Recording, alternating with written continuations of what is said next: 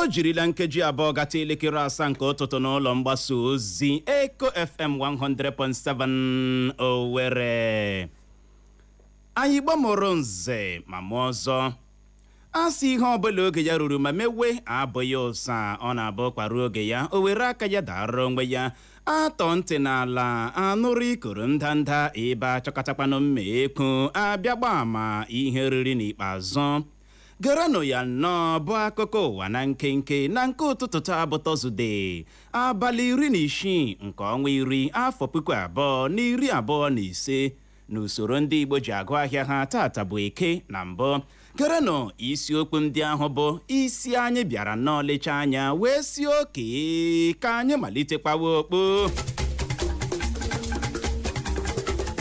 N'ụtụtụ taa onwe ka isi tọrọ anyị ya bụ ntị gị ahụ n'ala ka ute ị ga-anụrụ na gọvanọ steeti Bayelsa agbahapụla otu pati PDP.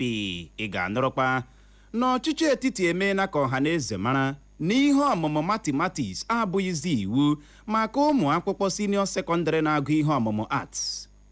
Ị ga-enwekwa ohere nọrọ n'otu kọmitii jikọtara ndị ogbu bọọlụ referi akpọsịtụla ndị ogbu bọọlụ 3 na mamaka MPFL ala anyị ọrụ. Ngwanụ tọrọ anyị ya bụ ntị gị ahụ n'ala ka ute ka inwe ike nụrụzie ka ya bụ akụkọ ndị a na ndị ọzọ ga-esi ada n'ọnụ anyị n'ụtụtụ taa. Ndị ga n'olu ha bụ mụnwa n'onwe m Uchenna Clever Ọnụọha nakwa Nwada Nwokocha Clara.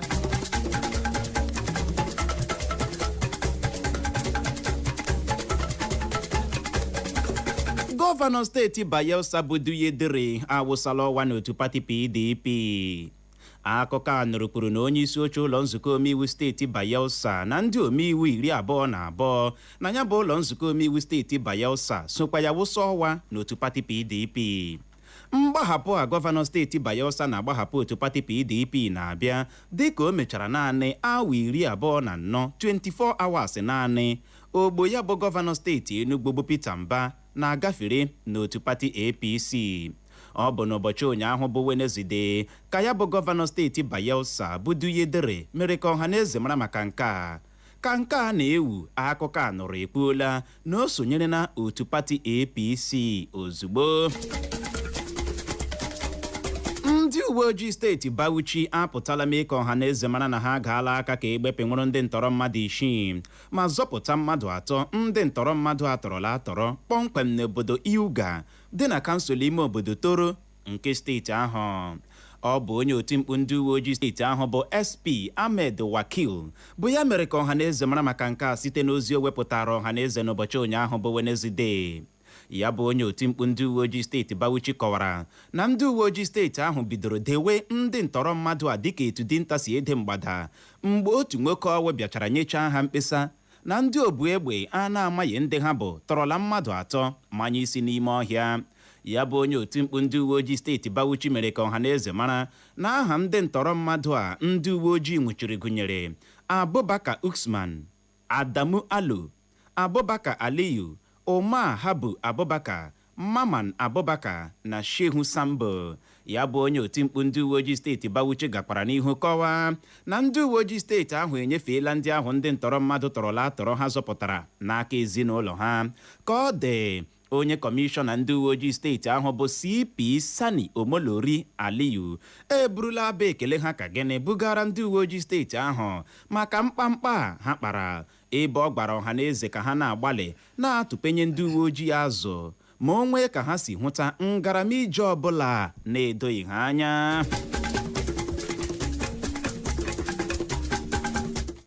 Ụlọikpe ukwu steeti Bayelsa enyela iwu ka a tụọ otu nwaanyị ọwụ dị nnọọ afọ 29 bụ 29 years aha ya bụ Maria Omokuri mkpọrọ afọ 7 maka iji mmadụ tụọ mgbere ahịa. Ya bụ ụlọikpe dakwara nwaanyị a nha $1 bụ 1 million naira maka ịkwalite na ịkpọpụ obere ụmụaka mba ọzọ ije gbaa akwụna. Ka ọ dị ụlọikpe ukwu steeti Bayelsa chabiri ikpe a n'ụbọchị Wenezdee ụnyaahụ dịka ụlọọrụ ama dịka National Agency for the Prohibition of Trafficking in Persons and Other Related Offences bụ NAPTIP gbachara akwụkwọ n'ụlọikpe gbasara mkpamkpa ya bụ nwaanyị a na-akpa. akụkọ a nụrụ ekwuola na eburula onye minista na-ahụ maka ego n'ala anyị bụ Wale Edun na-eji ya ahụ gaa ụlọ ọgwụ dị na mba ofesi maka ọgbụgbọ. Ọ dị nnọọ mkpa ime ka ị mara na onye ntụziaka pụrụ iche nye onye isi ala Tinubu na mgbasa ozi bụ Bayo Onanuga enwe na mgbe ọ pụtara mee ka ọha na eze mara na ya bụ onye minista na-ahụ maka ego n'ala anyị bụ Wale Edun eji ya ahụ. Ka ọ dị, akụkọ a nụrụ ekwuola na ya bụ ọrịa bịara jipịa ya nke ọjọọ ya bụ ihe mere eji buru ya gawa n'ụlọ ọgwụ nọ na mba ofesi maka ọgbụgbọ. Ọ dịkwa nnọọ mkpa ime ka ị mara na kemgbe ya bụ Wale Edun bidoro rịawa ahụ a na ndị mmadụ bịara na-ebugharị akụkọ na onye isi ala Tinubu chọrọ iwepụ ya ma were onye ọzọ dochie anya ya. Cheta na ya bụ Wale Edun a na-ekwu okwu ya enwee na mgbe ọ rụrụ ọrụ dịka onye kọmishọna na-ahụ maka ego na steeti Lagos n'oge ọchịchị onye isi ala Tinubu n'afọ 1999. Onyeisiala Bola Tinubu ezigarala mba Kenya ozi iti aka n'obi n'ihi ọnwụ onye bụbu onye praịm minista na mba ahụ bụ Raila Amolo Odinga, bụ nnọọ onyeisiala Tinubu kọwara dịka onye aha ya na-ada ụda na ndọrọndọrọ ọchịchị mpaghara Afrịka. Ya bụ ozi iti aka n'obi a ka ahụtara site nnọọ n'akwụkwọ ozi onye ntụziaka pụrụ iche nye onyeisiala Tinubu na mgbasa ozi bụ Bayo Onanuga wepụtara ọhaneze n'ụbọchị Wenezdee ụnyaahụ. Ka ọ dị na ya bụ akwụkwọ ozi iti aka n'obi a, onyeisiala Bola Tinubu kelere ya bụ nwa amadi aha ya bụ Odinga na ntụnye ya ịhụ na atụtagharịrị ndọrọndọrọ ọchịchị mba Kenya nakwa na ntụnye ya na ihe gbasatara ọchịchị onye kwuo uche ya na mpaghara Afrịka. Na ya bụ akwụkwọ ozi onyeisiala Tinubu gara n'ihu ma kwuo na ya bụ ịgba Odinga tiri na ọrụ ga-adị na-eme ka echeta ya aha ya ebigebi. Ministri na-ahụ maka agụmakwụkwọ n'ala anyị apụtala kpuo na ọ bụghịzi iwu na ụmụ akwụkwọ na-agụ ihe ọmụmụ art bụ ndị nọ n'oge agụmakwụkwọ senio sekọndịrị ga-emerịrị nke ọma n'ihe ọmụmụ mathematics tupu enye ha ohere agụmakwụkwọ na mahadum. Cheta na kemgbe ọtụtụ afọ ugbu a emere ya ka ọ bụrụ iwu na ụmụ akwụkwọ na-achọ ohere agụmakwụkwọ na mahadum ndị e nwere n'ala anyị bụ ụmụ akwụkwọ na-agụ ihe ọmụmụ art ga-enwetarịrị akara kredit n'ihe ọmụmụ mathematics. Mana ka ọ dị, ya bụ ministri na-ahụ maka agụmakwụkwọ n'ala anyị ekwuola ya hoo ha na ihe dị otu ahụ adịghịzi. N'aka nke ya, onye minista na-ahụ maka agụmakwụkwọ n'ala anyị bụ Tunji Alausa kwuru na ihe mere eji mee nke a bụ iji nyekwuo ọtụtụ ụmụ akwụkwọ ohere inweta ohere agụmakwụkwọ na mahadum.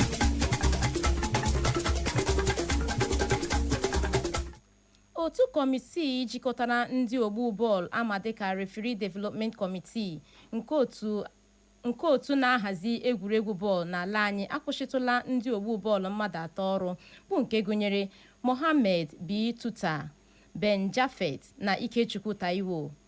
Nkwụsịtụ n'ọrụ akwụsịtụrụ ndị ogbu bọọlụ a ka ahụtara na akwụkwọ ozi nwa amadi ama dịka Amenu Mohammed wepụtara ọhaneze n'ụbọchị Wenezdee ụnyaahụ. Ka ọ dị, ogbu bọọlụ aha ya bụ Mohammed B. Tuta na ogbu bọọlụ aha ya bụ Ben Jafet ka eboro ebubo na ha egbuteghị bọọlụ na akụm bọọlụ dị n'etiti otu egwu bọọlụ Kano Pillars na otu egwu bọọlụ Shooting Stars, bụ nke kpaliri iwe ndị na-ele bọọlụ mere ha ji mebie ọtụtụ ihe n'ama egwuregwu Sani Abacha Stadium. N'aka nke ọzọ, ogbu bọọlụ aha ya bụ Ikechukwu Taiwo ka eboro ebubo na o gbuteghị bọọlụ na amamaka dị na otu egwu bọọlụ Nasarawa United na otu egwu bọọlụ Rangers, bụkwanụ onye eboro ebubo na o nyere asụwa agba n'ụzọ na-ekwesịghị ekwesị. Ka ọ dị, ya bụ otu kọmitii jikọtara ndị ogbu bọọlụ ama dịka Referee Development Committee ekwuola ya hoo ha na akwụsịtụrụ ndị ogbu bọọlụ mmadụ 3 ọrụ tutu ruo mgbe a ga-eleba ha okwu ha anya. Ka ọ dị, Igbamoro Nze Mamozu zochala ma gbachasị ebe ọkọ nyọrọ sewụsa ọwa maka na ọkazi anaghị eji akpa amachie ya ọnụ. Ọ gwụla na ya bụ akụkọ ụwa na nkenke na nke ụtụtụ taa, mana tupu anyị achịkọba ya gaghachikwa na isiokwu ndị ahụ bụ ahụ ya ebule ma sị hapụ ili dike. Ya bụrụ na ị geziri ntị nke ọma n'ụtụtụ a, ị ga-anụrụ mgbe anyị wetara gị akụkọ kwuru na gọvanọ steeti Bayelsa agbahapụla otu pati PDP. Anyị mekwara ka ị nọrọ na ọchịchị etiti emeela ka ọha na eze mara na ihe ọmụmụ mathematics abụghịzi iwu maka ụmụ akwụkwọ senio sekọndịrị na-agụ ihe ọmụmụ arts. Anyị mekwara ka o doo oge anya n'otu kọmitii jikọtara ndị ogbu bọọlụ referi akwụsịtụla ndị ogbu bọọlụ 3 na mamaka MPFL ala anyị ọrụ ngwanụ.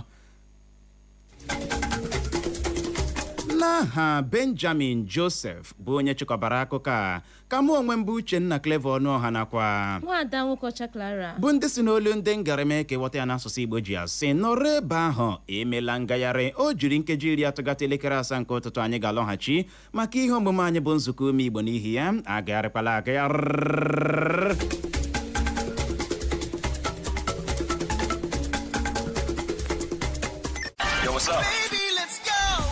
Echo FM.